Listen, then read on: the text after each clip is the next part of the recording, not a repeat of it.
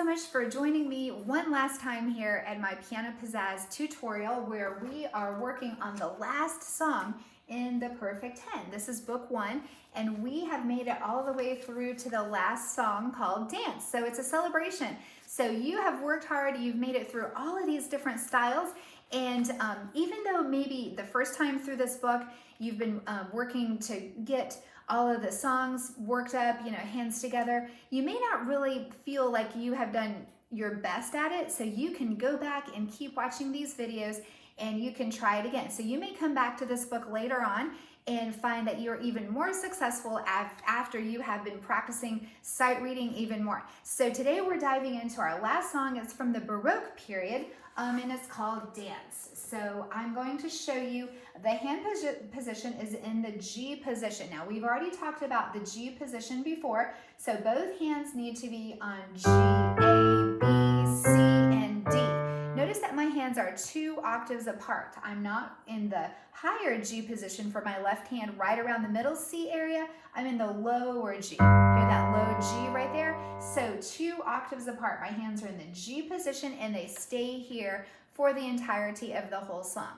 Okay, so the song is pretty easy. There's really only like 3 or 4 different measures. I've colored mine in, so all of the orange ones you can see are the same measure. Okay, so then the purple ones are the same measure, and then the green ones are the same measure, and then the brown ones are the same measure. So we only have 4 different measures, but they're repeated throughout the song. So I like a lot of color. I mark my music up so that when I come back to it years later, I'll see, oh, I've worked on this one. I remember this one. It comes to life a lot more, helps me to know what I'm looking for. Okay, so the left hand is super easy on this one because it's using an interval of a fifth. It's G and D, only 2 notes, G and D. And you hold those out for the entirety of each measure. You just resound them. So it has a sound a little bit like a drone of a bagpipe. So your melody is going to be in the right hand and the left hand is just pressing down on the beginning of each of those measures, keeping a steady beat, okay? The right hand uses a combination of eighth notes and quarter notes. In the middle, it does use a little bit different rhythm. It's got the dotted quarter note followed by the eighth notes. Right there, 1 and 2 and 3 and 4. All right, there's 4 beats in each measure. There's repeat signs. You'll see the first line, you play to the repeat sign, then you go back and do it again. Then you play the second line, then the last line. Notice that there's a repeat sign here and here. So what that means is when you get to the end, you go back and repeat it here again. So you do this bottom line 2 times.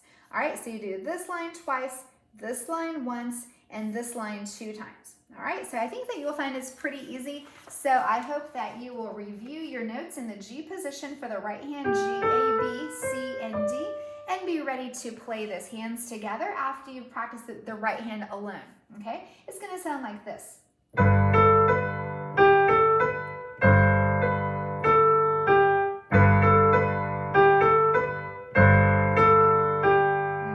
That's the main theme of the song. I'm going to turn this up just a little bit. They want you to play it loud the first time and then a little softer the second time, okay, as you take the repeat. The second line, again, it goes like this. 1 and 2 and 3 and 4. 1, 2, 3, 4. 1 and 2 and 3 and 4. 1, 2, 3, 4. Okay, so that's basically all there is to the whole song. Everything else is just a repeat. All right, so I have decided on my clavinova, I'm going to make it a little bit fun. Since it's our last song in the book, I have chosen a bagpipe and a Celtic flute that I want to use for today's performance. Okay, so I'm going to split the upper part of the piano into the Celtic flute, the lower side in the bagpipe. I think that you'll enjoy the sound that fifth makes as a bagpipe. I've also decided to add an Irish dance rhythm to it. So throughout the song, I'm going to be changing up the variations of that dance up here with these little buttons a little bit. You may have opportunities like that with your digital piano. If you have this type at home, you can experiment with it. It's really fun to learn a song just regular, and when you get pretty good at it, then try to change up the settings, add a beat to it. change up the voice. It makes it sound totally different. So I think that you're going to enjoy this. Here it goes.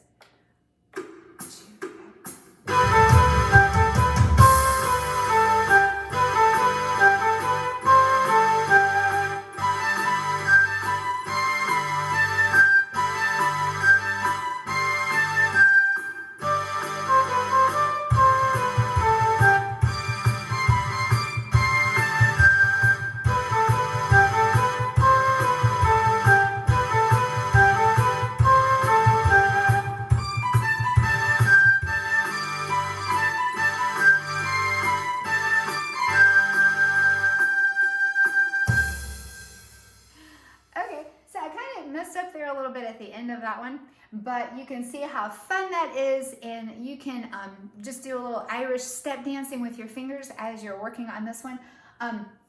All of the fun settings add different beats, add some variations. You could just keep it at the same one all the way through. What I did is I played the loud part in the regular range, and then I moved it up an octave higher for the soft part. So feel free to be creative with your music now that you've learned it. You might find that some of the songs sound better an octave higher, an octave lower, or with a different setting.